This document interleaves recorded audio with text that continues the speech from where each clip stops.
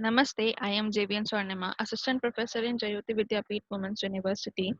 Today we will discuss about a topic which is from project planning and construction management. The topic is tender. So what is tender? A tender is an invitation from the owner to the contractor to execute some work at specified cost and in specified time. So basically क्या है, एक tender एक invitation का work करता है, ठीक है, कि जो भी हम लोगों को, जिस भी ऑनर को जो भी वर्क करवाना है या फिर गुड्स की सप्लाई करनी है, तो वो किसके लिए करेगा, वो एक इनविटेशन देगा सबके लिए, सभी कॉन्ट्रैक्टर्स के लिए, कि आपको ये फलाना फलाना काम है, इतना इसमें इतने टाइम में कंप्लीट होना चाहिए, इसकी कॉस्ट इतनी होनी चाहिए, इतनी में ही ये काम कंप्लीट होना चाहिए। तो कॉन्ट्रैक्टर्स क्या करेंगे, उस टेंडर के लिए अप्लाई करेंगे, ठीक है। जब वो कॉन्ट्रैक्टर उस टेंडर के लिए अप्लाई करेंगे तो तो क्या होगा कि बहुत सारे नंबर ऑफ कॉन्ट्रैक्टर्स के अप्लाई एप्लीकेशंस आएंगे, ठीक है। तो फिर उसमें क्या होता है, बिडिंग होती है। बिडिंग के बाद क्या होता है, जो भी कॉन्ट्रैक्टर उस टेंडर को जीत लेता है, उस बिडिंग को जीत लेता है, वो क्या करता है, उसके आगे टेंडरिंग की प्रोसेस उसकी चालू हो जाती है, ठीक है। किसी भी टेंडरिंग की प्रोसेस को करने से पहले क्या होता है कि जो भी ऑनर है और उसके एम्प्लॉयज हैं, वो एक टेंडर का डॉक्यूमेंट प्रिपेयर करते हैं, कि जिसके अकॉर्डिंग क्या होता है, कॉन्ट्रैक्ट में जितना भी जो भी अमाउंट या जो भी सब कुछ लिखा होता है, वो सारी चीजें उसमें पहले से ही मेंशन होती हैं, कि टाइप ऑफ कॉस्ट कंस्ट्रक्शन क्या है, टाइप ऑफ वर्क क्या है, उसका कंस्ट्रक्शन कितने टाइम में होना चाहिए, क्या टाइम रहेगा, कितनी कॉस्ट रहेगी, ये सारी चीजें पहले से ही होती है। फिर जब वो प्रिपेयर हो जाता है, उसके बाद की कॉन्ट्रैक्टर और ओनर के बीच में एक कॉन्ट्रैक्ट साइन कर लिया जाता है, जिसको हम पिछले सेशन में पढ़ चुके हैं कि कॉन्ट्रैक्ट क्या है और कॉन्ट्रैक्ट डॉक्यूमेंट्स क्या हैं, कैसे बनते हैं, कितने क्या टाइप होते हैं, ये सारी चीजें हम पहले पढ़ चुके हैं। तो ये सारी चीजें जो टेंडर की प्रोसेस है, वो एक क्या है, कॉन्ट्रैक्ट से पहले की प्रोसेस है, ठीक है। कॉन्ट्रैक्ट, कोई भी कॉन्ट्रैक्ट साइन होने से पहले एक टेंडर, जो भी फर्म है, गवर्नमेंट है या जो भी फर्म है, वो क्या करती है, टेंडर को पास करती है। टेंडर्स के जो नोटिस होते हैं वो पब्लिश होते हैं न्यूज़पेपर्स में, नोटिस बोर्ड में, ऐसे बहुत सारी जगहों पर ये पब्लिश होते हैं, ठीक है। कुछ टाइप के, there are some types of, or we can say that the classification of tenders. The first one is open tender. Open tender basically क्या है, कि जब कोई भी टेंडर को, कोई भी टेंडर जो ऑनर है, वो क्या करेगा, उस टेंडर को ओपनली बोल देगा कि हाँ, ये फलाना कॉस्ट भी इसकी फिक्स है, ये भी इसका फिक्स है। तो इंजीनियर और कॉन्ट्रैक्टर के बीच में कुछ कोई भी जो जॉब्स परफॉर्म होनी है, वो सारी यहाँ पर हो जाती हैं, ठीक है। इसमें क्या होता है बेसिकली कि जो ट्रेंडिंग प्रोसेस है, एम्प्लॉय और गवर्नमेंट के बीच में या प्राइवेट सेक्टर के बीच में वो होती है, ठीक है। टेंडरिंग प्रोसेस बेसिकली किसके बीच में होती है, या तो गवर्नमेंट या फिर जो भी ऑनर है और प्राइवेट सेक्टर का जो भी कॉन्ट्रैक्टर होगा, उसके बीच में ये चीज टेंडरिंग प्रोसेस होती है, ठीक है।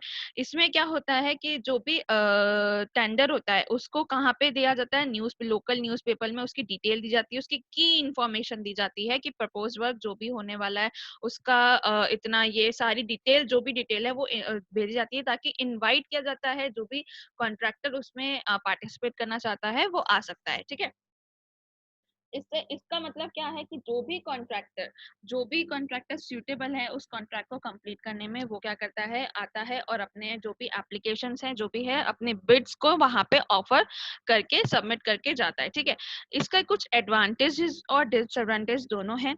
एडवांटेजेस क्या हैं कि सॉरी, एडवांटेज और डिसएडवांटेज क्या है कि ये जो ओपन टेंडर है, ये क्या अलाउ करता है, जो भी अलग अलग टाइप के कॉन्ट्रैक्टर इंटरेस्टेड हैं उस टेंडर में, उसको, ठीक है। तो वो एक अपॉर्चुनिटी देता है, जो कोई अननोन कॉन्ट्रैक्टर है उसको, हमेशा हम क्या करते हैं, कोई एक नोन कॉन्ट्रैक्टर को ही अपना सारा वर्क जो है वो देते रहते हैं। तो इससे, इस ओपन टेंडर की मदद से हम क्या कर सकते हैं, जो हमारे अननोन कॉन्ट्रैक्टर है, उनमें जो इंटरेस्टिंग उनके कुछ आइडियाज होंगे, कुछ उनकी कैपेबिलिटीज होगी, तो हम क्या कर सकते हैं, उनसे भी टेंडर करके कॉन्ट्रैक्ट साइन कर सकते हैं और उनके साथ एक अच्छा काम करने की ट्राई कर सकते हैं, ठीक है। टेंडर की जब, जैसे मान लीजिए कि टेंडर के जो इनविटेशन आया, तो उसमें क्या हुआ, कॉन्ट्रैक्टर्स ने बहुत सारे अपने एप्लीकेशन, बहुत सारे कॉन्ट्रैक्टर्स ने बहुत सारी एप्लीकेशंस आ गई, ठीक है। तो इसकी जो लिस्ट होती है वो बहुत ज्यादा लंबी हो जाती है, ठीक है। तो टेंडर लिस्ट बड़ी होने के बाद क्या होता है कि अब इसमें ये कोई फिक्स नहीं है कि जो अकॉर्डिंग टू उनकी बिड्स के अकॉर्डिंग क्या किया जाता है, यहाँ पे फाइनलाइज किया जाता है कि कौन सा कॉन्ट्रैक्टर यहाँ पे हम इस असाइन करें। तो इसमें कोई नो फेवरेटिज्म नहीं होता कि सेलेक्ट करने में कॉन्ट्रैक्टर कि नहीं ये वाला अच्छा है तो इसको ले लेते हैं। जो बिड जिसकी बिड और जिसका प्लान ज्यादा अच्छा होगा उसको वैसे लिया जाता है, ठीक है। बट ये एक अनइकोनॉमिकली यूज ऑफ सोर्स है, इसको ज्यादा इकोनॉमिकली हम यूज नहीं कर सकते, ठीक है। नेक्स्ट है हमारा सील्ड टेंडर। सील टेंडर में क्या होता है कि जो भी इनवाइटेड फॉर इम्पोर्टेंट और ह्यूज प्रोजेक्ट वाइड पब्लिसिटी से is given, always written document are made, ठीक है। तो इसमें क्या होता है, एक सील्ड टाइप का कॉन्ट्रैक्ट होता है जिसमें क्या होता है बहुत ही बड़े प्रोजेक्ट जिनकी हम बात करते हैं या इम्पोर्टेंट प्रोजेक्ट की हम जो बात कर रहे हैं इसमें वो लाया करते हैं, ठीक है। इसमें इसकी जो पब्लिसिटी होती है वो बहुत ज्यादा वाइड की जाती है ताकि ज्यादा से ज्यादा जितने कॉन्ट्रैक्ट इसमें बिडिंग करेंगे और नए नए प्लान्स लेके आएंगे तो वो इसके लिए इन प्रोजेक्ट के लिए बहुत अच्छा होता है, ठीक है। और इसमें जो भी चीजें होती हैं हर चीज क्या होती है एज अ डॉक्यूमेंट लिखी जाती है। तो ये क्या होता है, सील्ड होता है, ठीक है। नेक्स्ट है लिमिटेड टेंडर। लिमिटेड टेंडर क्या होता है, only a selected number of contractor are invited to quote their rates, ठीक है। जैसे सील्ड वाला है तो सील्ड वाले में क्या होता है कि जो उसमें जो बिडिंग होती है, जैसे ओपन में तो क्या होता है जो बिडिंग होती है वो सबको पता होती है कि इसने इतनी इतनी बिडिंग करी है, ठीक है।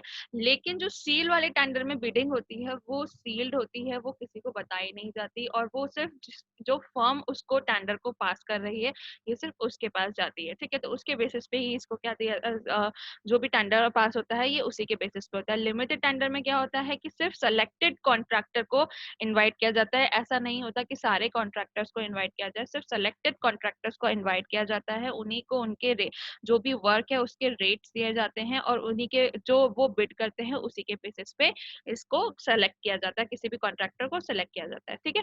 नेक्स्ट है हमारा सिंगल टेंडर। सिंगल टेंडर क्या होता है, किसी भी एक पर्टिकुलर फर्म हमने ले लिया कि इस फर्म से ही हमको हमारी जो करनी है कॉन्ट्रैक्ट कंस्ट्रक्शन वर्क हमको करवाना है। तो उसी फर्म को हमने ले लिया, हमने सारे कॉन्ट्रैक्टर्स को नहीं किया, हमने सिर्फ एक फर्म ली और उस फर्म में भेजा कि हमको ये काम है और ये टेंडर हमारा पास हुआ है, आप इससे करो। इसको हम नेगोशिएशन टेंडर भी कह सकते हैं, नेगोशिएशन टेंडर भी कह सकते हैं क्योंकि ये क्या है, एक तरह का नेगोशिएट, क्योंकि जिस एक पर्टिकुलर फर्म से अगर हम लोग बात करेंगे तो हम क्या कर सकते हैं उसमें अपने नेगोशिएशन भी प्रोसेसिंग कर सकते हैं कि जो रेट्स हैं अगर वो हाई हो या कुछ भी जो भी टाइम या जो भी डिस्प्यूट्स होते हैं उनको क्या कर सकते हैं, रिजॉल्व किया जा सकता है बाय नेगोशिएशन प्रोसेस, ठीक है। इस नेगोशिएशन इस सिंगल टेंडर के भी एडवांटेजेस होते हैं और कुछ डिसएडवांटेजेस भी होते हैं। जैसे कि ओनली रेप्यूटेबल कॉन्ट्रैक्टर ही इनवाइट किया जाता है इन नेगोशिएशन में। जैसे मान लीजिए जिस भी फर्म के साथ हम कर रहे हैं तो वो एक वैल्यूएबल रेप्यूटेबल जो कॉन्ट्रैक्टर होगा वो होगा, उसी के बेसिस पे हम उससे नेगोशिएशन कर सकते हैं और वो ही हमसे नेगोशिएट उस पॉइंट पे कर सकता है, ठीक है। जो कॉस्ट ऑफ वर्क होती है वो हायर होती है कंपैरेटिवली अगर हम टेंडर की बात करें, ठीक है।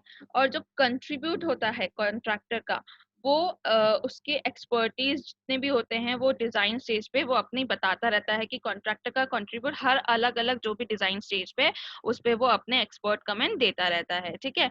और इससे क्या होता है कि रिड्यूस हो जाती है जो अवेबिलिटी है वर्क की, वो रिड्यूस हो जाती है कि हाँ ठीक है, अगर हमको यहाँ पर अगर कॉन्ट्रैक्टर ही इतना ज्यादा रेप्यूटेबल है और उसके पास इतने सारे एक्सपर्ट्स हैं कि वो खुद से ही अपना सारा काम करवा रहा है तो हमारा एक कॉस्ट बच जाता है जो हमको किसी और को वहां पे हायर करके करना पड़ेगा, ठीक है। रिस्क ऑफ फेलियर रिड्यूस हो जाता है।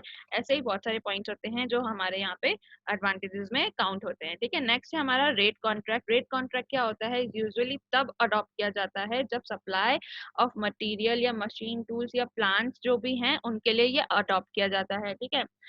मान लीजिए कोई भी सप्लाई है जिसकी फिक्स्ड रेट है during the period of contract, तो तब क्या होगा, हम क्या करेंगे, रेट कॉन्ट्रैक्ट को लेंगे जिसमें रेट्स हमारी फिक्स है, क्वांटिटी मेंशन नहीं होती लेकिन और टाइप ऑफ कॉन्ट्रैक्ट मेंशन होता है लेकिन उसकी क्वांटिटी कितनी है वो उसमें मेंशन नहीं होगी। उसका कॉन्ट्रैक्टर का बाउंड भी एक्सेप्ट किया जाता है, लेकिन इसमें क्या होता है कि जो भी रेट है वो फिक्स है कि आपकी रेट इतनी ही होगी, इतने में ही आपको सारा क्वांटिटी जो भी है वो सब कुछ आपको अपना काम करना है, जो भी प्रोसेस है वो सारी इसी में कंप्लीट करनी है, इससे ज्यादा आपको अमाउंट नहीं दिया जाएगा। ठीक है, तो ये सारे हमारे टेंडर के प्रोसेस, टेंडर के क्लासिफिकेशन थे और टेंडर के बारे में जानकारी थी। I hope you don't have any query और doubt, but if you have then please mention it in the comment box, I will resolve it. This session is powered by digital version 2.0 Jayoti Vidyapeeth Women's University. Thank you.